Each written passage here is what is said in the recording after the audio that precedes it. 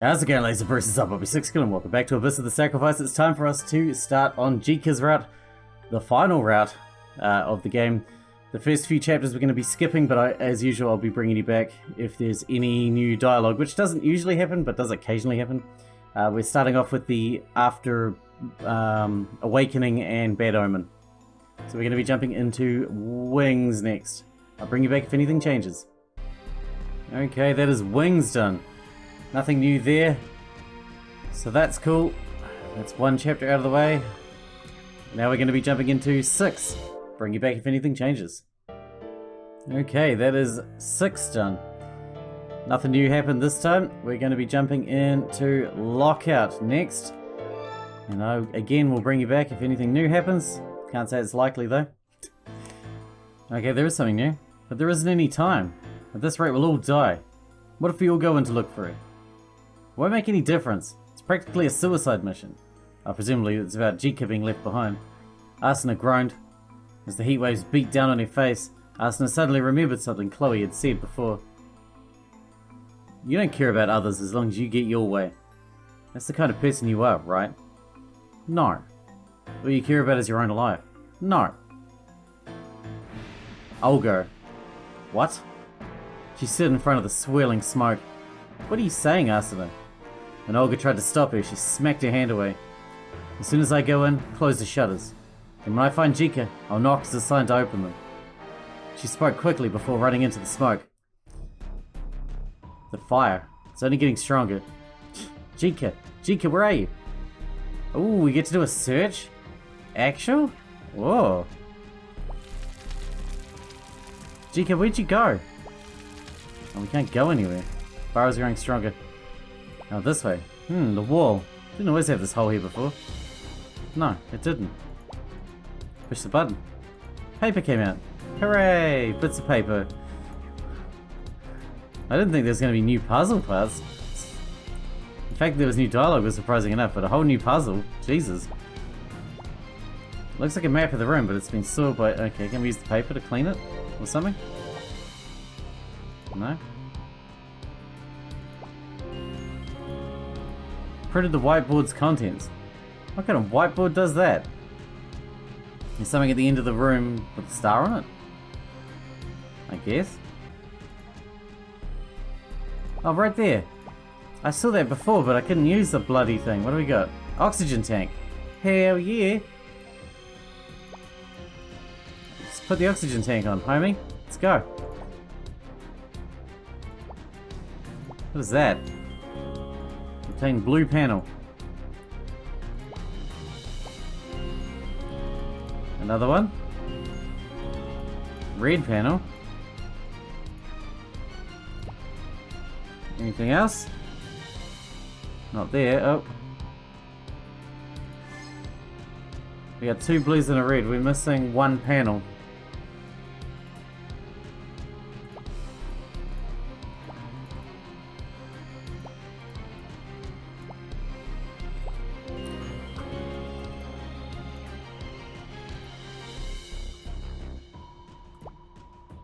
Now we just gotta figure out where they go.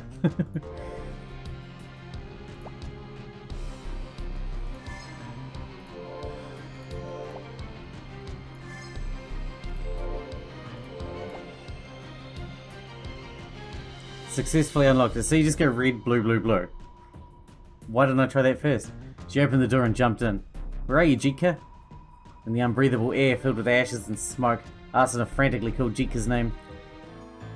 Jika? Asuna? Jika was in tears as she recognized Asuna coming towards her. Come over here, quick! Jika obediently did as she was told. When the fire died down a little, she ran over to Asuna's side. That's it, Jika, keep running. Just as she did, the ceiling started to crumble. Watch out! Without thinking, Asuna pushed Jika out of the way. Asuna? Asuna? When I came to, Jika was peering into my face. I must have lost consciousness for a while. I'm fine, Jika. I'm still alive. She smiled and tried to stand up, but then she felt a dull pain at her ankle. Oh, it's broken. Her forehead broke out into a cold sweat, but she put on a strong face and pressed an oxygen can in Jika's hands. What's this? This is heavy, so I want you to hold it for me. breathing in the oxygen if you want. What? Jika looked worried.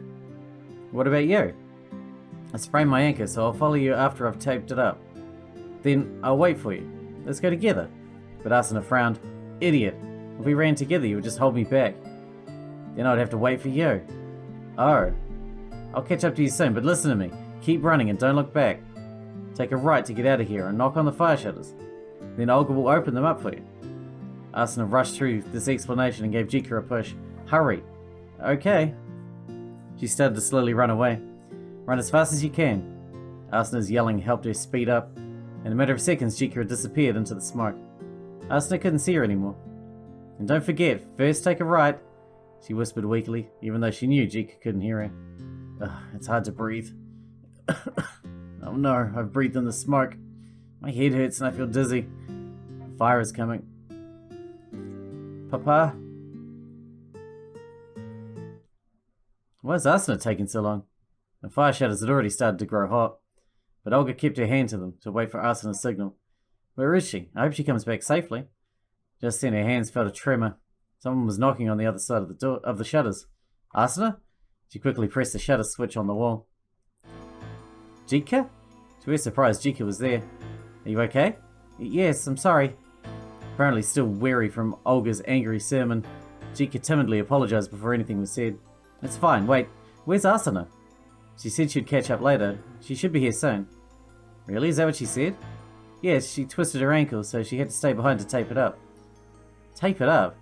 Olga's eyes widened. Asuna doesn't have any medical supplies? She probably told a lie to save Jika. That little... Olga was about to run into the smoke, but the path was covered in flames like the inside of an incinerator. It's impossible. I'm sorry, Asuna. Then a long silence fell over the party. No one blamed Olga, but Olga couldn't help but wonder, am I the one who killed Asuna? If she hadn't closed the fire shutters when she did, the smoke would have killed everyone. But should I really close them? Did I make the wrong decision? Asuna didn't come back. Is it because I gave up and closed the shutters? Is it because I let her go into the flames alone? Is it because I refused to help her save Jika? Did I kill Asuna? Something creaked inside of Olga's heart. It was the sound of a cogwheel slowly beginning to warp her sanity. Okay, that's it. We finished Lockout? I believe that was Lockout. Didn't expect a whole nother puzzle and everything. Crazy. Alright, after this we are doing Fake next, which we have done before, so again, I'll bring you back if anything changes. Today Olga had taken the lead. Before long, the party arrived at a place none of them had ever seen. This is today's destination? Mickey spoke in an unenthusiastic robotic voice. Yes. Doesn't look like a place where we can find food and water. You're not wrong. Then why'd you bring us here? What's the use of a place like this? Oh, wrong button. Words came out of her mouth without thinking. These are ancient ruins. Ancient ruins of what? Of a fairy tale. What? You know about the surface, right? They say this is the road that leads there. Hold on. Mickey started to yell. Don't tell me you're trying to escape reality now. Of course, she had heard fairy tales about the surface.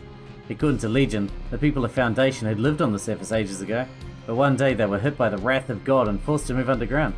It was a popular tale that could be found in every elementary child's textbook. It was just make-believe. There was nothing real about it. Put yourself together, Olga. But Olga just weakly shook her head. It makes no difference where we go at this point. The terminal was a bust, and we couldn't find help. Now all we can rely on are legends. Olga seemed more resigned than usual. We might even end up dying here. That'd be ridiculous. Miki immediately disagreed, but her voice was not strong enough to start an argument. There were two conflicting thoughts spiraling through her head.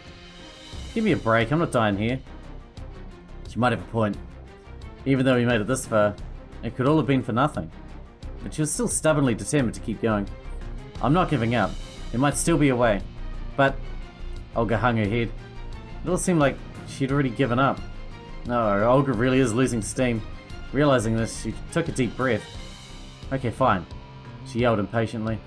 So what if this is a place of legends and fairy tales? Let's go check it out. Mickey? Olga looked up with confusion. There was no despair or derangement in Mickey's eyes. There was only a powerful glow. I'm sick of wandering around like zombies. Let's go, Olga. It's better than nothing. Go? Go where? To the ruins, of course. Miki was completely serious. Wouldn't it be lucky if we really find the surface? Even if we don't, we might find the place that inspired all of the stories. And if it's safe, we could all stay there together. Right. Felt like Miki had taken over the conversation. Sensing some hesitation in Olga's voice, Miki put on a slightly joking front. Let's go reclaim the surface together. Just then, it felt like a lightning bolt shot through Miki's brain. Let's reclaim the surface. Open up the surface. I know this story. I've heard someone say those words before. Was it Orange? It was her. Oh, more new dialogue? We have to get out of here. Definitely. They ran with all their might toward the entrance from which they came. The two girls ran together, and she kept running, even while stumbling over tree roots along the way. Before long, the entrance came into view. We made it. Miki ran faster, and the entrance became increasingly closer. Then she leapt out of the greenhouse. How you doing, Olga? Breathing heavily, she turned around. But Olga was nowhere in sight. Olga? There was no answer. She quickly scanned the forest, but couldn't find Olga anywhere. Olga? Olga was sitting on the forest floor. She had tripped and fallen over a large tree root. But as soon as she tried to stand, she realized the terrible truth. Ow, the fall had injured her ankle, and it was extremely painful. She was afraid it might have broken. We've seen this too. Okay, that is fake done. A little bit of new stuff there, I think. I mean, it paused on me, so I'm assuming it's new. I'll put whatever new stuff in anyway. Next, we're doing Accident, which is the first time we've done Accident, I believe, so settle in. This is going to take a while. Because, the puzzles, man. I'm going to be... Once this game's done, I'm not playing any more puzzle games for a while. Clank, clank. Jika's body swayed with the monotonous chugging of the train. Where am I again? She strained her eyes in the darkness. Oh, that's right. She remembered. This is the inside of a train. I'm having that dream again. She anxiously looked around. The train's windows were completely dark, and scattered human silhouettes surrounded her. I knew it. It's a dream of that day. She gulped. Which means that scary accident is about to happen. She had this dream more times than she cared to count. Soon there'd be a big crash. Then everything would go dark. And when she came to, she'd be surrounded by a pool of blood. Flames would rise in random places around her, and she would slowly be filled with a realization. She couldn't move. Then she would look down at her legs to find her lower body completely crushed by debris. An unimaginable pain would devour her. No. Her eyes welled up with tears. No, I don't want to go through that scary stuff again. I need to wake up from this dream. Hurry, hurry. As if responding to her wish, her vision started to blur. It was a sign that she would wake up. Just a little more. Hurry, faster. She shook her head as hard as she could to help herself wake up. Suddenly, she spotted something out of the corner of her eye. There's something here. Something familiar. It's in the car next to mine. Jika couldn't believe her eyes. Huh? Someone she knew was seated nearby. Miki? It's really her. But why is she on this train? I never noticed her before. Miki? Jika called out to her, but the train's noises made it impossible for Miki to hear. She just stared at her lap. Miki! This time Jika called out a little louder. Miki suddenly looked up and glanced around. At one point her eyes fell on Jika. Excited that Miki had noticed her, Jika raised her hand to wave, but Miki's gaze sped right past. It was as if she didn't recognize her companion. Maybe she didn't see me. Over here, Miki. She stood up and tried to walk over. Miki also walked a few paces towards Jika, as if she could hear someone calling her name. Just then, there was a huge crash and a loud explosive sound followed by a gust of wind. Jika's small body flew into the air. Oh no, it's just as I feared. In a matter of seconds, she lost consciousness. She smelled the putrid odor of burning metal. A siren resonated in the distance. As she felt herself come to, despair overwhelmed her. I know what's happening. The next thing I'll feel is a terrible pain. I'll be lying down in a pool of blood and my lower body will be crushed by debris. She fearfully opened her eyes. But then... Huh? Miki was the one on the ground. The surroundings were a jumble of crumbled walls, tumbling rocks and crushed metal. Black smoke rose from various places, and the light from the licking flames made the disastrous scene appear even more ghastly. The scenery was the same as Jika's previous dream. The only difference was that the one under debris wasn't her, but Miki. Meanwhile, Jika herself was standing nearby looking down on the scene. Why? At first she was confused, but then she gave it some thought. After a few seconds she realized that this dream was someone else's experience. These are Miki's memories. I experienced this scary event as Miki over and over again in a dream. After she understood that, another question arose in her mind. But if that's the case, why am I standing here? If this is Miki's dream, I should be under the debris as Miki. Also, one more thing is different. Miki's legs. Whenever I have this dream as Miki, my legs are always crushed beneath the debris in a pool of blood. But the Miki in front of me doesn't seem injured at all. And there's no blood in sight. That's weird. My dream changed. She whispered to herself. Just then Miki moaned as she started to stir. Miki? As soon as she spoke her companion's name, Jika's vision started to blur. I'm waking up. Wait, I want to talk to Miki first. But her wish was in vain as the scenery warped before vanishing into a white mist. For a while, Jika's vision was completely blank. Okay. She heard a voice from somewhere. Jika? Jika? Someone's calling my name. She opened her heavy eyelids. Jika? The owner of the voice stood in front of her. She was a young woman. Her cold eyes stared straight at Jika. Who are you? Despite the question, she felt like she knew this person. You must be Jika. That's right. Are you crying? Jika suddenly noticed the tears on her cheeks. Huh? Why am I crying? As she puzzled over this, the woman spoke softly. Does it hurt or are you just angry? Jika hesitated. She wasn't sure herself. For a minute, she didn't know what to say. The woman continued. Never mind. You don't have to think about that anymore. Why not? Get out of this place, Jika. It's a piece of cake for someone like you. Piece of cake, but how? The surface is the key. Dream of the surface. Dream of the surface? As soon as the woman said this, a heat spread through her entire body. That's right, these words. These were the words I was waiting for. Without any logical explanation, she was convinced this was true. Okay. She nodded. I'll do it. I'll dream of the surface. The woman with cold eyes nodded. Then, she disappeared. Jika blinked. I feel like I've had the same conversation with that person before, but it was a little different last time. When did I have that dream? Jika racked her brain until it finally hit her. Oh, that's right. It happened after Chloe pointed the medical scanner at me during the virus fiasco, but that dream was a lot different. I was frozen and couldn't speak. I felt like the woman told me something different, back then too, but she couldn't remember anymore. The details of her past dream remained cloudy. No matter how much she concentrated, she couldn't remember, so she gave up with a small sigh. Then she looked around her. This was an unfamiliar place. It was a small room with old computers lined up in the back. Where am I? She stood up unsteadily. Oh shit. Search. There are various lights on the console. There is, yeah. Did something just flash? The number 1 appeared. Write it down. I just habitually write shit down, I can't help it, okay? It flashed again. Number 7 appeared. Okay, what's this one then? Nothing. That door won't open. I wonder if it's locked. Why won't it open?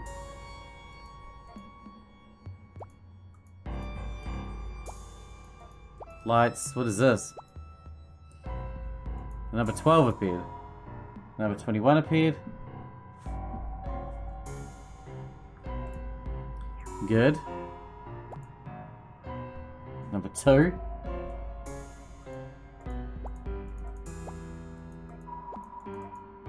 We got any, what else have we got? I guess we'll try those numbers. What do we got? We got 1. What's this? What should I do? Oh, we just need to fill them all in. So we need to find a 4, a 5, an 8, 9, 11, 3, and a 0. Is that what they're saying? Is that a 4? It looks like a 4. Oh, 4, right there. What do we got here? Number 3. Oh, there's a 5. This we need 11. I believe we need 11.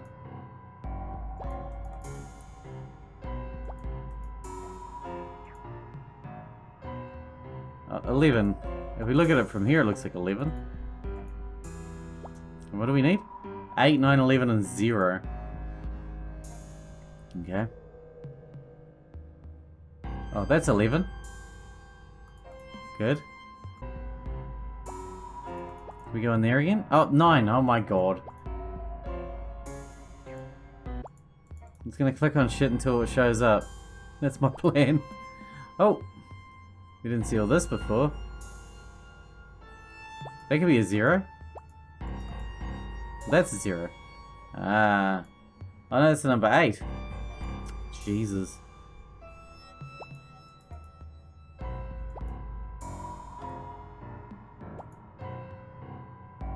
Number 0. That should be all of them. All of the lights are on.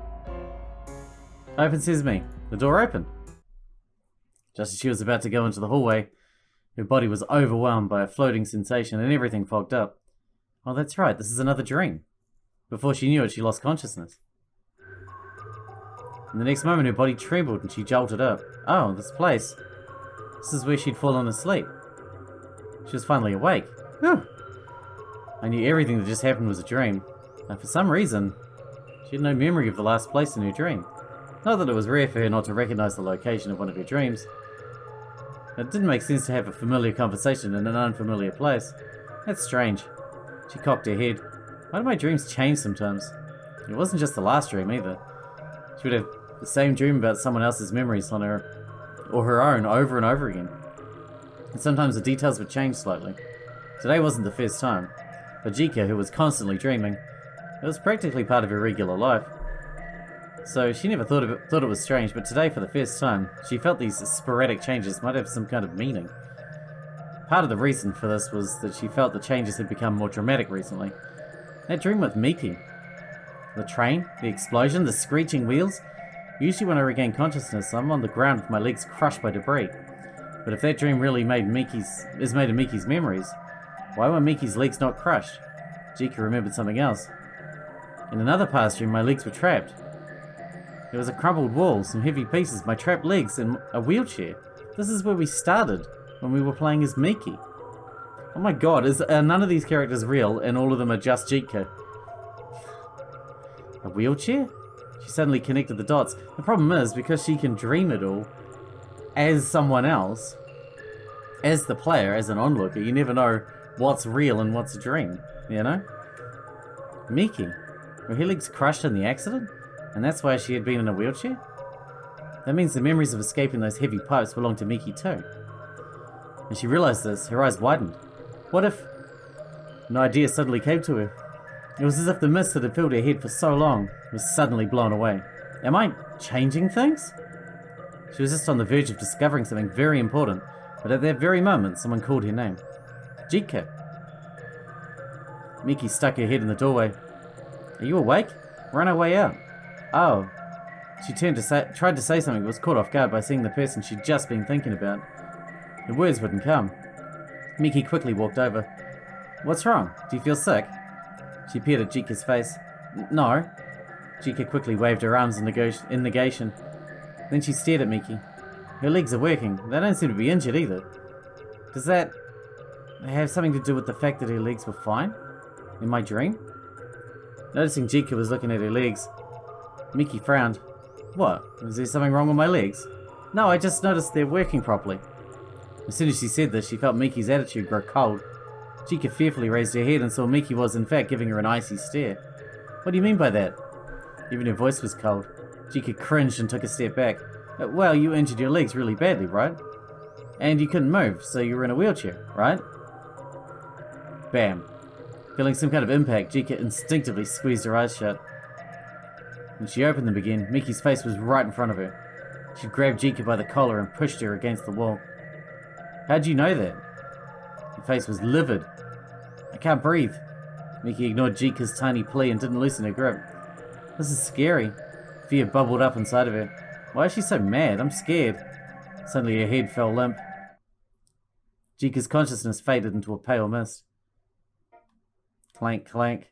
Jika's body swayed to the monotonous chugging of the... Oh my god, we're back on the train. Where am I again? She strained her eyes in the darkness. Oh, she blinked. This is the inside of a train. I'm having that dream again. The train's windows were completely dark and scattered human silhouettes surrounded her. It really is that dream. She quickly turned to the next train car over. There she is again. It's Miki. Miki? She called out, but again Miki didn't notice. Just as she was about to call out in a louder voice, she stopped herself. Last time, no matter how many times I called to her, Miki didn't notice me. But there were more important things to think about. Another idea popped into her head. What if my actions here could really change the outcome of the accident? What if I can stop the train right now? Then maybe the accident will never happen. Jika ran into the opposite direction of the car Miki was in. There's no time. Hurry, quick! Oh my god, we're in control. Run, run! What's going on here? It's just like the other car. Oh, we're not going anywhere. It's infinite, look. What's this? Well, it opened, but there are 2 holes. Okay, we need to find a handle. We need to change it from infinite. I don't want to be running around infinitely. Attach the handle. Ah, now it's an 8. Now it's not infinity. 9. Looks like this door won't open. Son of a bitch! This appears to be car number 9. I noticed! Oh, what is this? It's like a maintenance door. 514, and I saw something sparkle over here. There's a fallen ticket. I don't know what that says. All the walls. We got something up here, an electronic bulletin, but that's not electronic. It's out of order? What is? A piece of paper saying out of order. How is that helpful? Probably connects to this. Yeah? Ah! I see.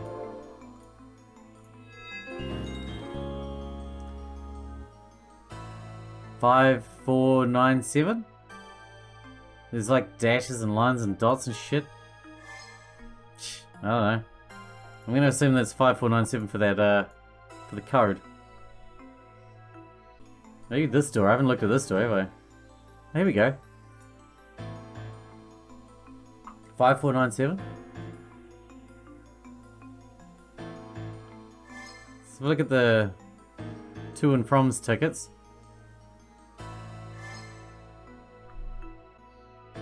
To 7. We're going from 5 to 7. 7815. Yeah, 7815. We're going from here to here. 5187 then, I guess.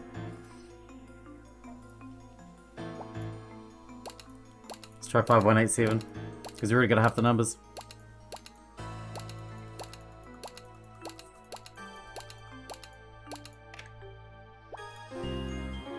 And that's for that storage box in car number 8. That one. Right?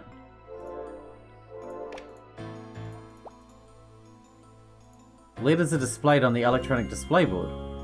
Contain the lever. How to stop the train. What are the squares? Is it broken? Let me write down the squares. Square, dash, square, square. And then square, dash, bright red square, bright red square. I'm sure that's important.